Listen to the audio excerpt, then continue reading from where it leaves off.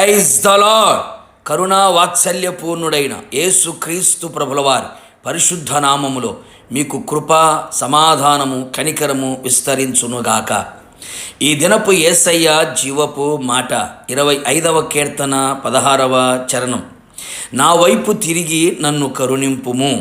యేసయ్య పాద సన్నిధిలో నిలిచి నిత్యము ఆయనను స్తుతించుచు, ఆయనకు ప్రార్థించుచు, ఆయనను అనుదినము సేవించుచు, ప్రేమించుచు, ఆయన కృపా కనికరములు పొందుకొని జీవిత యాత్రలో బలపరచబడుచు బ్రతుకుచు ఉన్న నా దేవుని ప్రియులారా, మన యేసయ్య కనికరము గల దేవుడు, కరుణామయుడు. ఆయన కనికరమునకు మితి లేదు. ప్రస్తుతపు దినములలో మానవునిలో కరుణ, దయ, ప్రేమ, కనికరములు కరువైపోయాయి.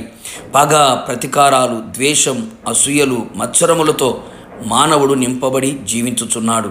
నా యేసు నాథుడు నిన్ను కరుణించవలెనని నీ కొరకు నిలవబడి ఉన్నాడు. నీ వైపు చేతులు చాపి ఉన్నాడు.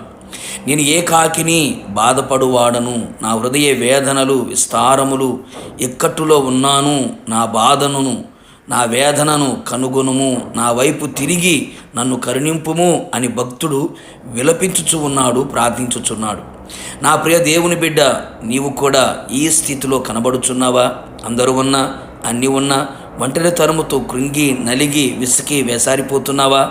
ఏకాకిగా నిలిచిపోయావా? బాధలలో ఉండిపోయావా? వేదనలో కృంగిపోతున్నావా?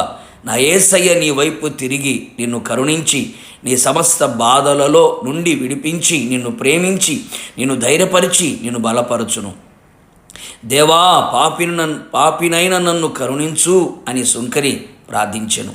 నీవు ఏ పాపములో ఉన్నావో, బహిరంగ రహస్య పాపములు నిలిచి ఉన్నావా? నీ పాపములను క్షమించి రక్షించగలవాడు నా యేసయ్య. నిశ్చయముగా నిన్ను కరుణించి నీ పాపములకు విముక్తిని కలుగు చేసి నీకు రక్షణ భాగ్యమును ఆనందమును కలుగు చేయును. దావీదు కుమారుడా, నన్ను కరుణింపుము అని భర్తిమయ్యి కేకలు వేయగా యేసు నిలిచి రమ్మని పిలిచి తాను కోరినది ఇచ్చెను.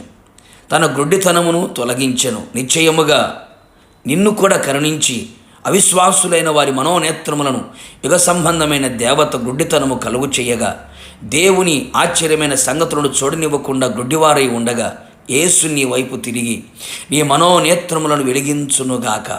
కృషించిపోయిన నీ కుటుంబమును నిన్ను ఆయన బలపరిచి ఆదరించునుగాక.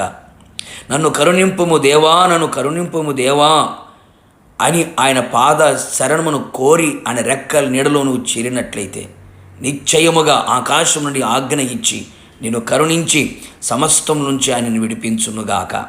నా ప్రియ దైవ జనాంగమా, ఆయన పాదాల చెంత చేరి ఆయన శరణు గోరి ఆయన వైపు చేతులు చాపి ఆయనకే విజ్ఞాపన చేసి ఆయన మీదనే ఆధారపడి ఆయన యందు విశ్వాసం ఉంచుచు ఆయన ఆజ్ఞలను గైకొనుచు నువ్వు ఉండగలిగితే, నువ్వు ఏ పరిస్థితులలో ఉన్నా, ఏ అపజయములలో ఓటమిలో ఉన్నా, నిశ్చయముగా నా యేసయ్య నీ వైపు తిరిగి ఆయన తన మాట చొప్పున నిన్ను కరుణించును.